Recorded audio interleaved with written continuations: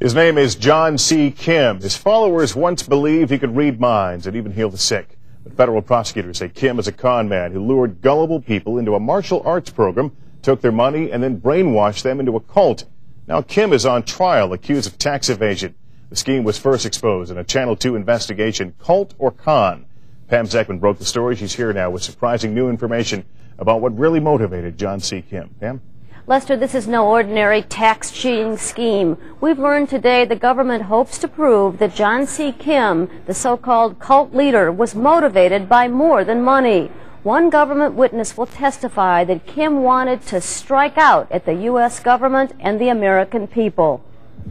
John C. Kim's followers believed their martial arts master could read minds, heal bodies, and kill enemies without touching them. But today, as he headed into federal court, he seemed just a mere mortal.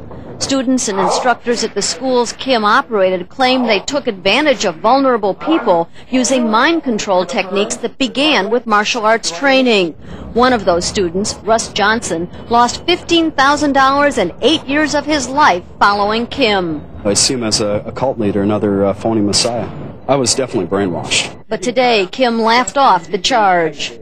Are you a cult leader who brainwashed thousands of students through your school? No, I don't. My wife is a Christian. My daughter is a Christian. I have a hard time to speak English. I don't have any superpower. Using whatever powers he did have, Kim and his co-defendants got students to pay up to $18,000 in cash for lessons. Then they allegedly failed to report all of the earnings. In court documents obtained by Channel 2, the government says that Kim's motive for all this was revenge. The documents say a witness will testify that Kim told him he was angry because an American soldier married his sister and she left Korea. In return, he was prepared to screw the American people when he came to the U.S., and he crossed his fingers when he took the citizenship oath. Kim denies it. I love this country. The government also says Kim's co-defendants used threats of violence to keep followers in line, and some, including Thomas White, seen walking behind Kim, made threats against me after my stories first aired. They quote White as saying, "Zekman is going to end up dead and her brains will be turned to mush." We took threats like that seriously, but they did not stop us from reporting this story. Today, 2 more of Kim's co-defendants pled guilty, bringing the number of guilty pleas so far in the case to 6. Trial for Kim and the rest of the defendants is expected to take at least 3 months. Lester? Pam. He claims to be a master of martial arts. His name was on the storefront signs of dozens of schools throughout the country, including here in Chicago. But the government says John C. Kim was really the mastermind of a criminal tax fraud scheme that spanned 20 years. Pam Zekman first broke the story of how Kim used cult-like techniques to con students. She's live in the newsroom now with the latest developments on this story. Pam. Linda, the government claims Kim and his top school officials skimmed at least $1 million from the schools in just a few months. They'll never know how much was skimmed over the years because records were routinely burned. But today the government's first witness testified how he was schooled in more than martial arts by Kim. He was schooled in how to cheat the IRS.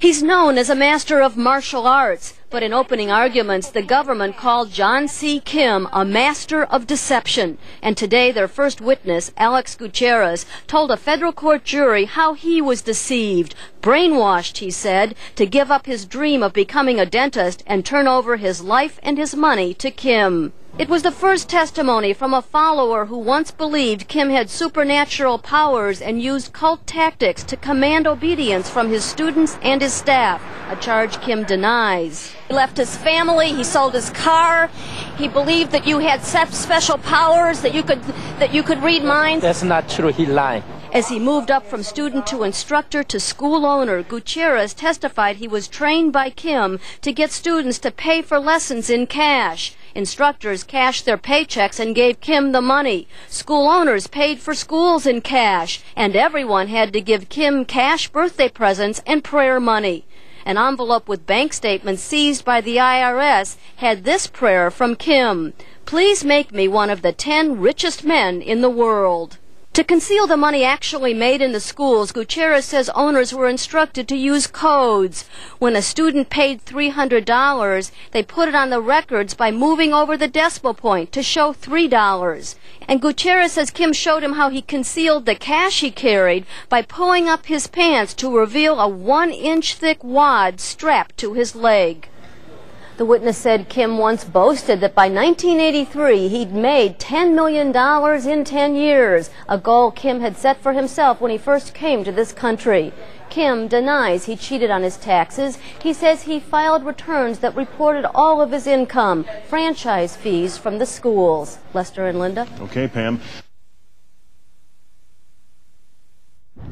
Jury deliberations are now underway in a tax fraud trial with a bizarre twist. The federal indictment is a result of a Channel 2 investigation back in 1989. Now, after a 2-month trial, the jury is deliberating the verdict. It all centers on John C. Kim, who ran martial arts schools and allegedly used mind control to influence students and skim cash. Pam Zekman is live in our newsroom now with the latest in the story. Pam? Lester, to prove the case, the government is trying to convince the jury that followers of John C. Kim believed Kim was more than a martial arts master. He became their spiritual leader, who they believed had supernatural powers, and the most faithful were even willing to die for him. In closing arguments, the government said John C. Kim, a martial arts master, came to the United States with a master plan to make $10 million in 10 years. He opened more than a dozen schools in the Chicago area, and as we disclosed in our first reports, instructors were trained to exploit vulnerable students, to convince them to give all their money to Kim, to pay thousands of dollars for lessons in cash. Cash so money could be skimmed, a charge Kim denied when I confronted him before the trial. Hey, why did you have people pay in cash? Was that to defraud the government? Prosecutors argued to the jury that Kim's followers helped him skim money because he had so much control over them. Control one witness likened to brainwashing. He believed that you had special powers, that you could read minds. That's not true. He lied. Transcripts of testimony by former instructors detail the most incredible example of Kim's control. A loyalty test given by Kim that began with this choice. Leave the schools and just be, as he put it, walking dead with no future. Or, Kim said, the best option for us would be to move on to the next life, meaning we would need to die. One witness explained he chose death because there is no life without school. Both testified that Kim then choked them. One said, Kim grabbed my throat around my windpipe. He squeezed very hard to a point where it was impossible for me to breathe.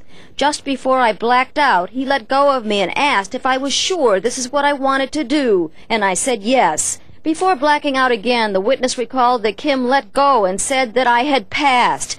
Passed what? The prosecutor asked. I had passed a loyalty test. Defense attorneys argued the loyalty test was little more than a fraternity hazing or hallucinations by one of the witnesses who had once used drugs.